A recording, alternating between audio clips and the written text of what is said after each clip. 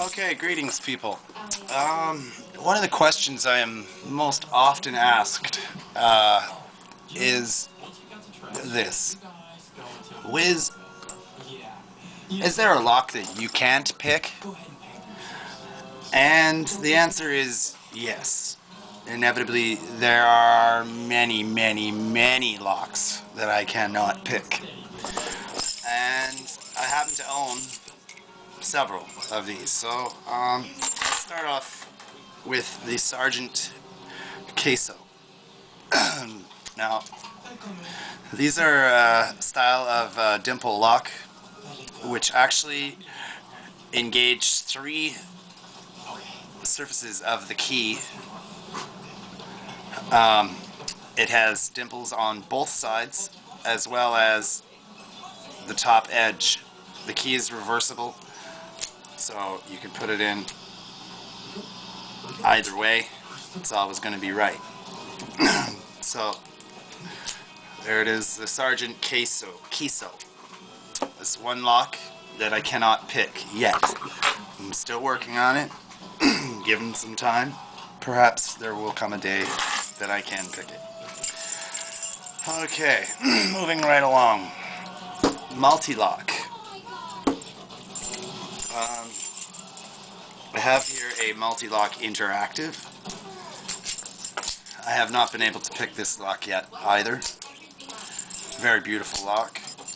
Pristine working condition. There's the interactive pin there in the key.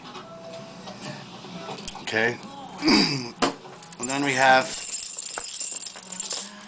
an older Mul-T-Lock without the interactive pin. And I haven't actually put much time into attempting to pick this, as I've been focused on other things. But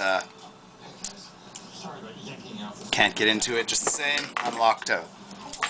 Now this here is a Mul-T-Lock Classic.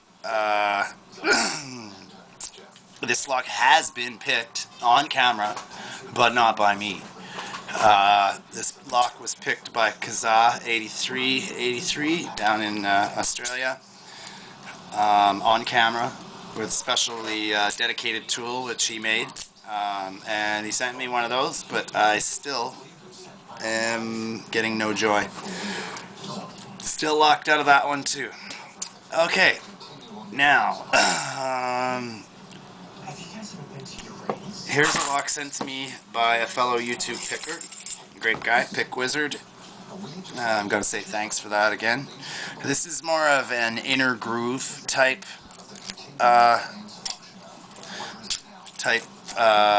setup there.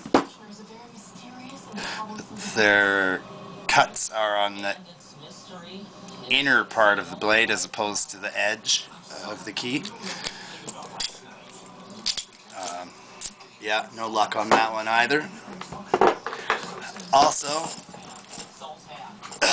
the king of the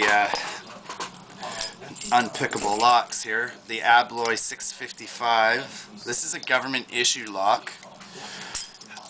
Disc detainer. It has 11 rotating discs. There's the bitting. Yes, thank you, Jeff. Good point. Trust no one except for us.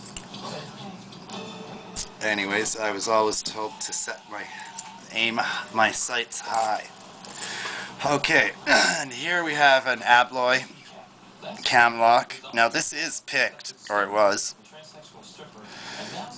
but I used several cheats to attain the picked status of the lock. So it's not actually picked. If it were in service, I never would have been able to tension it from the back with vice grips.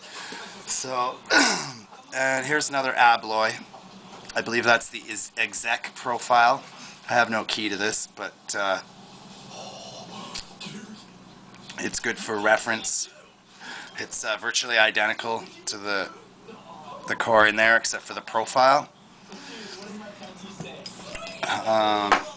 Okay, and the old Sargent and Greenleaf Environmental Series.